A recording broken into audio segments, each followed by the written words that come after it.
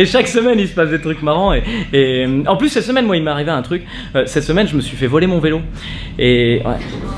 Enfin, je me suis pas fait voler. J'ai oublié de mettre l'antivol. C'est tellement débile. Putain, je suis arrivé à mon rendez-vous, je fais oh merde, je suis reparti, le vélo était plus là. C'est tellement frustrant. Tu peux pas en vouloir à quelqu'un. Tu vois ce que je veux dire? C'est ta faute à toi. C'est comme si tu laissais ta bagnole, les portes ouvertes avec la clé sur le contact. Tu peux pas dire oh non. Et voilà, on est vraiment pas en sécurité, hein. Non. Mais je suis quand même allé porter plainte pour le geste, tu vois. Je me suis dit, ça se trouve, s'il retrouve mon vélo, je vais être content et tout. Le flic, il m'a regardé, il a fait d'accord, ok. C'est-à-dire, donc vous avez. Oh merde, putain. Oh, je suis en train de me rendre compte que ça, c'est mon micro. Tu le vois qui dépasse dans le.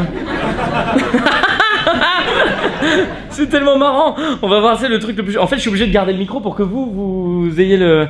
Et puis en fait, là, du coup, on le voit. Bon, c'est pas grave, je le garde comme ça. Nico, faudra penser à resserrer le cadre. Ok. Comment on a pu avoir le micro alors qu'on l'avait pas tout à l'heure? Ça, c'est une grosse question, hein. On s'en bat les couilles, on en discutera après.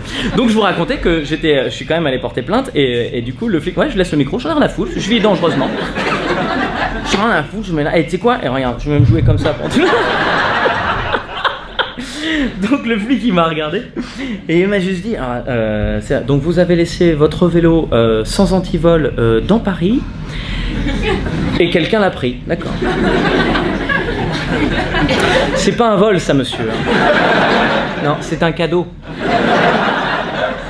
Un vol en plus, on sait ce que c'est. Cette semaine, on a bien vu ce que c'était parce que y a Kim Kardashian qui s'est fait braquer là. Putain, pour 9 millions, donc 4 millions pour une bague. Elle s'est fait braquer mais sévère. C'est-à-dire qu'ils l'ont ligotée, ils l'ont bâillonnée, ils l'ont séquestrée dans la salle de bain. Apparemment, elle était hyper choquée. Et le monde entier a été choqué d'ailleurs. On était tous putain, waouh, une bague à 4 millions, sans déconner. Une bague à 4 millions. Je suis pas en train de dire que ce qu'a vécu Kim Kardashian c'est pas grave à tes souhaits. Je suis pas en train de dire ça. Je suis juste en train de dire que moi, Kim Kardashian, elle existe pas vraiment pour moi, tu vois. C'est un peu horrible ce que je veux dire. Je vais m'expliquer aussi. C'est-à-dire, c'est pas un être humain. Qu'est-ce que tu sais? Non, pour moi c'est de la fiction, tu vois. C'est comme si tu disais putain, Roger Rabbit il s'est fait piquer des carottes. Tu sais, je peux pas faire oh non, des carottes à Roger Rabbit. Avec Kim Kardashian c'est un peu pareil. Alors que 4 millions, ça c'est concret. Tu vois, une bague à 4 millions de dollars, là tu dis mais non, j'ai calculé, hein, c'est 280 ans de SMIC. 280, ça veut dire que toi, tu peux vivre pendant 4 générations, faire bouffer toute ta famille sans bosser une seule minute. Ok, moi ce qui me choque dans l'histoire, c'est pas qu'elle s'est fait piquer une bague à 4 millions, c'est que ça existe une bague à 4 millions. Comment tu veux? Après, je sais pas. Moi,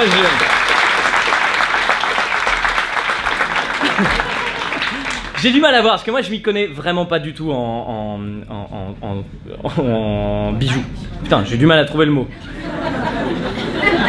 Non, c'est parce que je me suis fait piquer mon vélo, du coup ça a été un gros choc. Je m'y connais pas du tout en bagues et en bijoux, c'est vraiment pas le genre de truc que je maîtrise. Moi je serais allé cambrioler, je serais reparti avec la télé. Je serais passé à côté de la bague, non c'est joli, ça va. Mais je sais pas, j'arrive pas à faire la différence entre une bague à 10 € et une bague à 4 millions. Réellement, pour moi la seule différence qu'il y a, c'est 3 999 990 €. C'est ça. La seule raison pour laquelle j'achèterais une bague à 4 millions, si j'avais 4 millions, mais la seule raison, c'est que c'est une bague, tu la prends, et quand tu la mets, tu disparais. Et là, je vais vous demander, juste pour le bien de la blague, de ne pas bouger du tout, de continuer à me regarder, parce que je vais disparaître réellement, et qu'à l'écran, il va falloir que je disparaisse, d'accord? Okay. Mon précieux... Voilà, c'était vraiment une bonne blague, et du coup... Quand est-ce qu'on peut bouger, du coup, là? Il a pas dit Jacques a dit. Faut dire Jacques a dit ou faut pas dire Jacques a dit? Ah, putain. Ouais, bah du coup j'ai perdu mon texte, évidemment, je suis content de ma blague. C'est un effet que je voulais placer. Du coup je réfléchis. On vit dans un monde de peur en fait en ce moment. Il y a vraiment un truc de... Tu vois, je me dis il va forcément y avoir un impact. Parce que les gens ils vont avoir du mal à venir à Paris. Ils vont se rendre compte que, bah voilà, on est à Paris, qu'il y a de l'insécurité, que... Putain, même Verino se fait piquer son vélo. Enfin tu vois, les gens flippent, hein. La vidéo va faire un buzz, ça va être terrible. Pour le bien de notre vie, là, ça va être terrible. C'est vrai qu'on vit dans un état de peur permanent. Vous avez vu cette semaine, je sais pas si vous avez vu, il y a une étude qui est sortie. Apparemment, les recrues de Daesh sont plus éduqués que ce qu'on pense. Et ouais, apparemment, ils auraient plus que le niveau d'un singe de 6 mois. Si, apparemment c'est vers les 7 plutôt, tu vois. Non, mais évidemment qu'ils sont plus intelligents que ce qu'on croit, évidemment qu'ils sont plus éduqués. Moi, parce que moi je les mets vraiment très très bas. C'est-à-dire si tu me dis qu'ils arrivent à mettre des triangles dans des triangles, déjà tu m'épates. Ok. Pour moi c'est ça leur niveau. Okay, mais apparemment ils ont fait un test, ils ont fait je sais pas comment expliquer ça exactement. En gros, il y a une recherche qui a été faite et 25,4% des recrues de Daesh déclarent avoir été à l'université. Et bon, déjà, ils sont allés à l'université, ça veut pas dire qu'ils ont fait des études. Tu vois. Bah non, c'est les mecs qui bossent chez Daesh, tu sais, ils peuvent arriver à l'université. Bonjour, j'ai un colis. Non, ouvrez-le tout à l'heure, vraiment. Tu vois. Et puis c'est des mecs de Daesh, tu peux leur faire confiance, vraiment. Quand ils te disent qu'ils sont à l'université, c'est vraiment, t'as envie de les appeler pour... C'est quoi, c'est un sondage? Oui, bonjour. Vous travaillez chez Daesh? Oui, oui, ok. Est-ce que vous avez fait des études? Oui, oui. Dans quel domaine? Ah, ouais, ouais, ouais.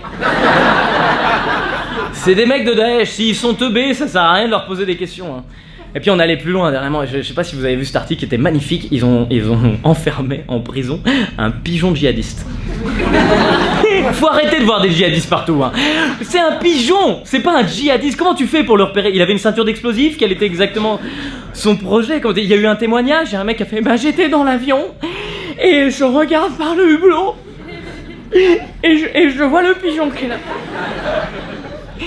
Et d'un coup, il se radicalise et je le vois qui me regarde comme ça avec ses yeux de djihadiste et il fonce sur l'avion comme ça pour le détourner, pour faire un attentat contre mon hublot. Il arrive et bah, il s'est cogné. Allez, c'est la fin de ma vidéo. Et Internet, merci d'avoir regardé cette vidéo jusqu'au bout. Un grand merci à tout le public qui était présent ce soir. Rendez-vous tous les samedis à 11h sur YouTube. Et si tu veux venir voir un tournage, c'est les vendredis à 21h30 au Grand Point Virgule. Merci beaucoup.